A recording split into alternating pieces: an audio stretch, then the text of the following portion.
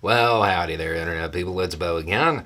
So, today we are going to talk about New York and the phones and the mayor of New York and some reporting that probably needs to be expanded on before anybody starts to form an opinion, because you have words being used that mean different things and they will lead people to draw different conclusions. Okay, so let's go over what we know.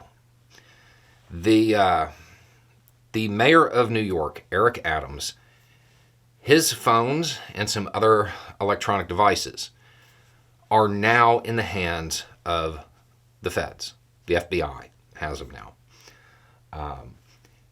Now, we know that the FBI was looking into some campaign finance stuff and whether some money came from overseas, that kind of stuff. Some of the reporting says that his phones were seized. And some of the statements basically paint it more like the FBI showed up after he was giving a speech or there was some event. It was like, hey, can we take a look at your phones? And he was like, yeah, sure. And then gave them like an iPad or something later. Okay, those are two very, very different things. Because the whole statement that is coming out of the mayor's office is basically they're not looking at him. He's cooperating.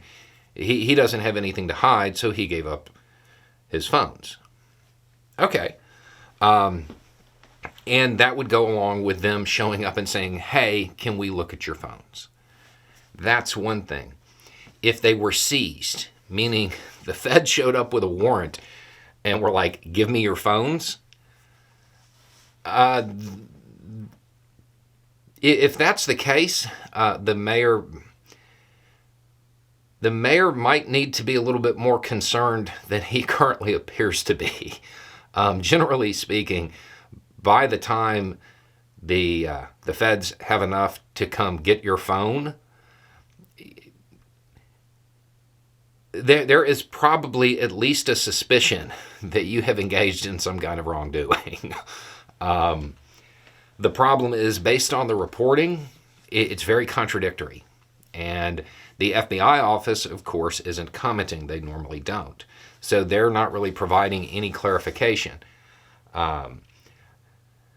But based on which one of those stories people are hearing first, they're forming opinions. Until we know which one it is, I wouldn't form a hard opinion on this yet. There's just a massive amount of difference between those two scenarios. So when you're looking at this story, before you really kind of get in there and throw all your weight behind one idea and how it's playing out, I would wait to have that clarified first. Because if they got a warrant to physically take his phones, I mean, he should probably get an attorney at that point.